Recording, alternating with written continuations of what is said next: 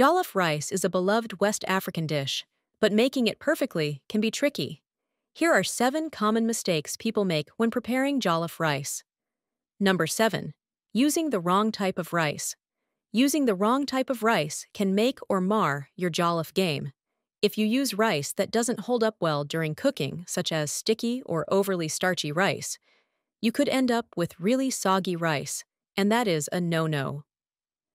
The solution to this is to use long-grain parboiled rice, which has the right texture and absorbs the flavors well without becoming mushy.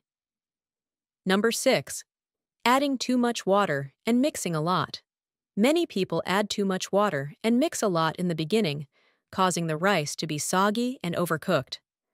To prevent this, be careful with water measurements and don't mix a lot once the rice is added to the pot. Add just enough liquid to cook the rice without making it watery. The rice should absorb the flavors from the sauce, not drown in water. Number 5.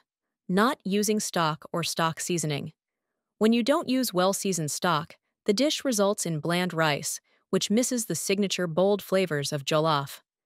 To turn your jollof rice game around, use a combination of meat, spices like thyme, curry powder, bay leaves, and stock cubes to build up layers of flavor in the tomato base. Taste and adjust as needed. You can use any stock of your choice, such as beef, chicken, goat meat, turkey, and so on. Number 4. Not using the right tomato pep mix blend. A lot of people don't know how to combine the different types of tomatoes, peppers, and more to get the right tomato pep mix. Also, they skip the step of frying the tomato sauce, tomatoes, peppers, onions, which results in a raw, sour taste. The solution to this is to fry the blended tomato mixture in oil until it reduces, thickens, and changes color to a deep red. This process enhances flavor and removes the raw tomato taste. Number 3. Not properly frying the tomato paste. Just like in step 4, skipping the step of frying the tomato paste results in a raw, sour taste.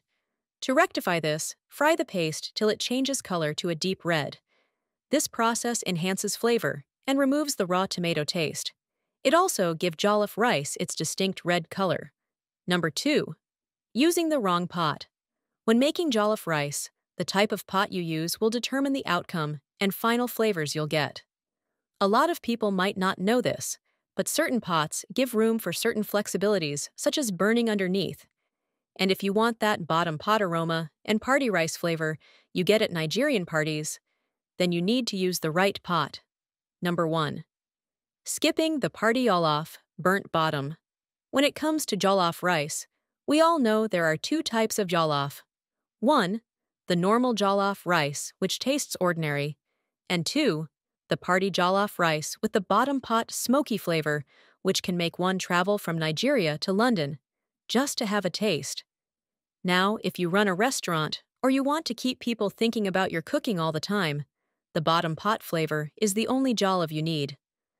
One mistake people make is they avoid letting the rice at the bottom caramelize slightly, missing out on the smoky flavor that defines party jollof. The solution is to allow the rice to cook slightly longer at the bottom of the pot, forming a crispy layer, known as con or bottom pot. This gives jollof rice its distinctive smoky taste, much loved at parties. Avoiding these mistakes from 7 to 1 judiciously will help you make perfect, flavorful jollof rice every time. Thanks for watching. If you enjoyed watching this video, do give me a thumbs up and don't forget to hit the subscribe button so you don't miss upcoming posts.